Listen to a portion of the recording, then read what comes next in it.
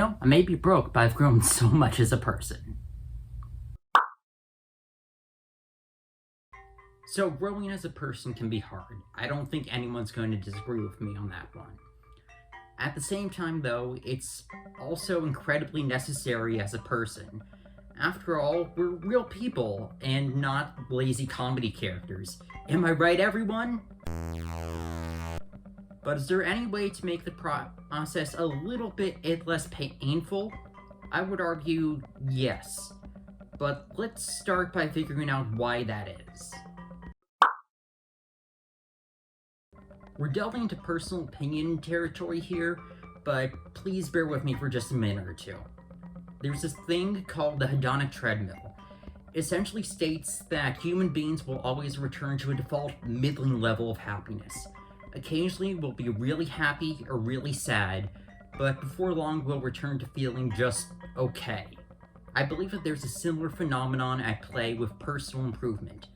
There are times that we might feel really good about ourselves and strive to do good, and there are also times where we'll feel really awful and the thought of self-improvement sounds basically impossible. Most of the time, though, we do a little bit of growth here and there, but don't put too much effort into it. Because of this tendency, which I'll be referring to as personal growth stagnancy, encouraging meaningful change in a person can be really challenging. Another factor that I believe to be at play here is that we as human beings tend to like immediate results. There's a show on HBO Max called Search Party, which examines the vapidity of Generation Z caused by social media and the damage it can cause. In the show's final season, its focus is primarily on a Jeff Bezos stand-in played by Jeff Goldblum. Not sure if that was intentional or not, but okay. Who is working in with the main characters to create a pill which will instantly bestow enlightenment upon anyone who takes it, with this pill ultimately ending the world in a zombie apocalypse. Obviously, this is very much satirical, but it highlights a very real issue. People want instantaneous results to infinitely complex issues, and that's something which many capitalist quote-unquote gurus have taken advantage of.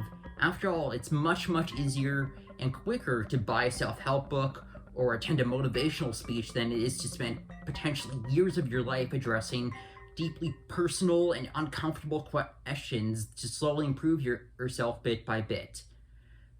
But despite everything that I've just said, I think that consumerism can also provide us with an analogy to make the process just a tad easier. I'm pretty sure that everyone watching this video knows what an iPhone is. Heck, there's a pretty good chance that you're watching this very video on one yourself. You probably also know that there's a new iPhone released basically every year at this point. There's rarely any major differences from year to year, but it's pretty clear that nobody at Apple has had an original thought since Steve Jobs died, so that's to be expected. But I'm getting off topic. I think that the iPhone model can actually be very helpful when trying to improve ourselves. Think of yourself in elementary school, middle school, high school, college, and beyond. Now separate each of those iterations of yourself into a different model. And yeah, I know this sounds pretty stupid, and I can just imagine Tim Cook getting up on stage and bragging that the new jordy high school version XS Max has a 10,000% hormone increase over previous models and comes with an Accutane prescription.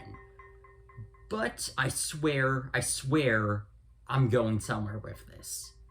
When you buy a new iPhone, you don't just lose all of your data. It gets transferred over from model to model until your photo library has memes from 10 years ago that you're embarrassed you ever found funny. Well, try thinking of yourself in the same way, not as a bad meme, but all of the aforementioned iterations of yourself are not the same person. Rather, they're iterative updates of the concept of you that at all have access to the experiences and memories of the models that came before it. With this new perspective in mind, I was able to realize that personal growth is not only possible, it's practically inevitable. Sure, you still need to try if you don't want that growth to take 20 years to be remotely meaningful, but, it's something. Look, I'm not saying this new approach is some kind of quick fix, because it obviously isn't. And I'm not just saying that because Amazon's out of snake oil right now. But at least for me, it did make the concept of self improvement and personal growth just a little bit less intimidating. So maybe think of yourself like an iPhone every once in a while. Just don't try shoving a lightning cable up your butt crack. I'm not responsible for any damage you do to your anal cavity, okay?